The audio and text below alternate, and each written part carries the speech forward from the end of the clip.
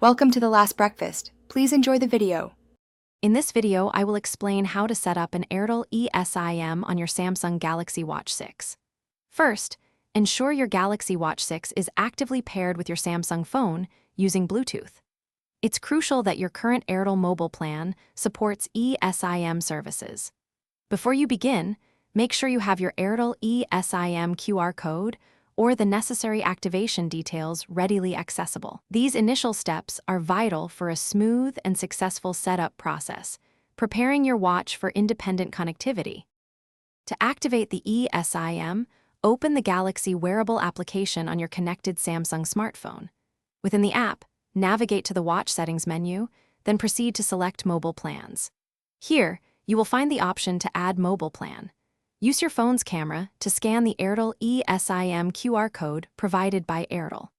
This action initiates the transfer of your mobile plan details directly to your Galaxy Watch 6, linking it to your Airtel network. After scanning the QR code, simply follow the straightforward on-screen prompts to finalize the eSIM activation. Your Samsung Galaxy Watch 6 will then establish a connection to the Airtel network, which you can confirm by observing the signal icon appearing on your watch face. To fully verify the successful activation, try making a quick test call or sending a message directly from your watch. This ensures your new eSIM is fully operational and ready for use.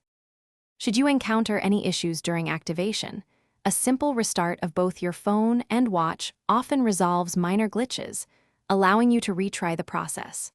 Always ensure your Galaxy Watch 6 software is updated to its latest version for the best performance and compatibility. If persistent problems arise, do not hesitate to contact Airtel customer support.